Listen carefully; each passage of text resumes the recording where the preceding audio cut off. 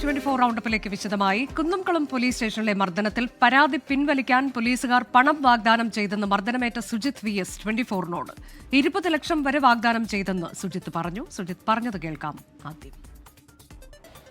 വലിയ രീതിയിലുള്ളൊരു സെറ്റിൽമെൻറ്റിന് അവർ തയ്യാറായിട്ട് വിളിച്ചിട്ടുണ്ടായിരുന്നു. അപ്പോൾ നമ്മൾ സെറ്റിൽമെൻറ്റ് തയ്യാറല്ല നല്ല നിലപാടാണ് ഞാനും അതുപോലെ പറയീസേട്ടൻ അടക്കം എല്ലാവരും എടുത്തിട്ടുണ്ടായിരുന്നത്. 20 ലക്ഷം രൂപ വരെയാണ് നമ്മളോട് പറഞ്ഞിട്ടുണ്ടായിരുന്നത്. അല്ല അതിൽ കൂടുതൽ ഡിമാൻഡല്ല, ജസ്റ്റ് അവർ പറഞ്ഞു നമ്മൾ എത്ര പറഞ്ഞു അങ്ങനെ അത്രയ്ക്കും വലിയൊരു എമൗണ്ട് സെറ്റിൽമെൻറ്റ് അവർ തയ്യാറായിരുന്നു. നേരിട്ടും ഇടനിലക്കാരായിട്ടും കോൺടാക്ട് ചെയ്തിട്ടുണ്ടായിരുന്നു. പറയീസേട്ടൻ്റെ അടുത്താണ് ഉണ്ടായിരുന്നത്. കുന്നംകുളം പോലീസ് സ്റ്റേഷനിൽ CCTV ഇല്ലാത്ത ഇടിമുറികളുണ്ടെന്ന് കോൺഗ്രസ് കുന്നംകുളം മണ്ഡലം വൈസ് പ്രസിഡന്റ് വർഗീസ് ചൊവ്വന്നൂർ പറഞ്ഞു. കുന്നംകുളം പോലീസ് സ്റ്റേഷനിൽ മാത്രമല്ല പുറത്തും ഇടിമുറിയുള്ള ഒരു സ്റ്റേഷനാണിത്. പഴയ CI ഓഫീസ് എന്ന് പറയുന്നത് ഒരു ഇടിമുറിയാണ്. അവിടെ കൊണ്ടുപോയതിന് ശേഷമാണ് ഇപ്പോൾ സ്റ്റേഷനിലേക്ക് കൊണ്ടുവരുന്നത്. അതത്ര വളരെ എന്താ പറയുക പൈശാചികമായ മർദ്ദനമാണ് നടക്കുന്നത്. ഒരു മർദ്ദനങ്ങളല്ല, എത്രയോ മർദ്ദനം നടന്ന സ്റ്റേഷനാണ്. ഇതിനെതിരെയാണ് നമ്മൾ ഈ പോരാട്ടം. സ്റ്റേഷനിൽ മാത്രമല്ല, സ്റ്റേഷനിൽ എത്തുന്നതിന് മുൻപ് വഴിയിൽ വാഹനം നിർത്തിയും പോലീസുകാർ സുജിത്തിനെ മർദ്ദിച്ചുവെന്നാണ് crime records bureau assistant commissioner Sethu KC നടത്തിയ അന്വേഷണത്തിലെ കണ്ടെത്തൽ. പോലീസ് ഡ്രൈവർ സുഹൈറും തന്നെ മർദ്ദിച്ചെന്നും ഇയാൾക്കെതിരെ കേസ് എടുത്തിട്ടില്ലെന്നും സുജിത്ത് ആരോപിച്ചു. സൂരജ് സജി വിശദാംശങ്ങളുമായി. സൂരജ്, ഇപ്പോൾ CCTV ദൃശ്യങ്ങൾ പുറത്തു വന്നു, അതുതന്നെ വലിയൊരു തെളിവാണ്.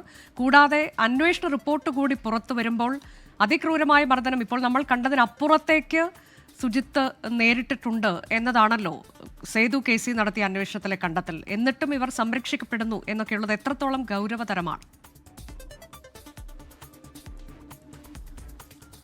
അനുജ, തീർച്ചയായും. അതായത് ഈ CCTV ദൃശ്യങ്ങളിൽ കണ്ടത് മാത്രമല്ല, അതിലേറെ കൊടിയ മർദ്ദനമാണ് ഈ VS സുജിത്തിന് ഏൽക്കേണ്ടി വന്നത് എന്നുള്ളത് തന്നെയാണ് പോലീസിന്റെ തന്നെ അന്വേഷണ റിപ്പോർട്ടിൽ കണ്ടെത്തിയിരിക്കുന്നത്. ക്രൈം റെക്കോർഡ് ബ്യൂറോ നടത്തിയ അന്വേഷണത്തിലാണ് ഈ സ്റ്റേഷനിലേക്ക് എത്തുന്നതിന് മുൻപ് തന്നെ സുജിത്തിന് മർദ്ദനമേറ്റു എന്ന നിഗമനത്തിലേക്ക് എത്തിയിരിക്കുന്നത്.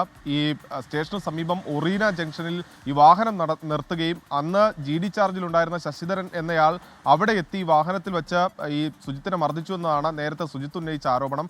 ഇത് ശരിവെക്കുന്നതാണ് ഇപ്പോൾ വന്നിരിക്കുന്ന അന്വേഷണ റിപ്പോർട്ട്. കാരണം ഈ GD ചാർജിൽ ഉണ്ടായിരുന്ന ശശിധരൻ ഈ പോലീസ് ജീപ്പ് വരുന്ന സമയത്ത് സ്റ്റേഷനകത്തേക്ക് റോഡിൽ നിന്ന് ഈ സ്റ്റേഷനകത്തേക്ക് നടന്നു കയറുന്ന അടക്കം ദൃശ്യങ്ങളുണ്ട്. അതോടൊപ്പം തന്നെ ഒന്നാമത്തെ നിലയിലേക്ക് സുജിത്തിനെ കൊണ്ടുപോകുന്നു. തൊട്ടു പിന്നാലെ SIയും മറ്റു പോലീസുകാരും ചൂരലുമായി പോകുന്നതൊക്കെ തന്നെ ദൃശ്യങ്ങളുണ്ട്. അതുകൊണ്ട് തന്നെ ഒന്നാമത്തെ നിലയിൽ എത്തിച്ചും മർദ്ദനം നടന്നിട്ടുണ്ടാകാം എന്നുള്ളത് തന്നെയാണ് ഈ റിപ്പോർട്ടിൽ പറയുന്നത്. അതോടൊപ്പം തന്നെ ഈ സ്റ്റേഷനകത്ത് മർദ്ദനം നടന്നുവെന്ന അടിവരയിട്ട് പറയുന്നുണ്ട്. CCTV ദൃശ്യങ്ങൾ അടക്കം ലഭിച്ചു എന്നും പറയുന്നുണ്ട്. പക്ഷേ അപ്പോഴും ഈ ഉദ്യോഗസ്ഥർക്കെതിരെ കടുത്ത നടപടി ഉണ്ടായില്ല എന്നുള്ളതാണ് കോൺഗ്രസും യൂത്ത് കോൺഗ്രസും ഒക്കെ ചൂണ്ടിക്കാണിക്കുന്നത്. അതോടൊപ്പം തന്നെ നിലവിൽ 4 പേർക്കെതിരെയാണ് പോലീസ് കേസെടുത്തിരിക്കുന്നത്. അതോടൊപ്പം തന്നെ അന്നേ ദിവസം ജീപ്പ് ഓടിച്ചിരുന്ന സുഹൈർ തന്നെ മർദ്ദിച്ചുവെന്ന് സുജിത്ത് ആരോപിക്കുന്നുണ്ട്. ഈ സുഹൈറിനെയും ഈ പ്രതി ചേർത്ത് കേസെടുക്കണം, അതിനുവേണ്ടിയുള്ള തുടർ നടപടികളുമായി മുന്നോട്ട് പോകുമെന്ന് പറയുന്നു. അതോടൊപ്പം തന്നെ ഈ കേസ് പിൻവലിക്കുന്നതിന് വേണ്ടി സുജിത്തിന് മുകളിൽ വലിയ സമ്മർദ്ദം നടന്നുവെന്ന വിവരം കൂടി ഇന്ന് പുറത്തു വരുന്നുണ്ട്. 20 ലക്ഷം രൂപയാണ് ഓഫർ ചെയ്തത്. ഇനി അതിൽ കൂടുതൽ പണം വേണമെങ്കിലും അവർ നൽകാൻ തയ്യാറായിരുന്നു എന്ന് പറയുന്നു. ഈ നിയമ പോരാട്ടങ്ങൾക്ക് നേതൃത്വം കൊടുത്ത വർഗീസ് ചൊവ്വന്നൂരുണ്ട്, ഈ കോൺഗ്രസിന്റെ അവിടുത്തെ മണ്ഡലം വൈസ് പ്രസിഡന്റാണ്.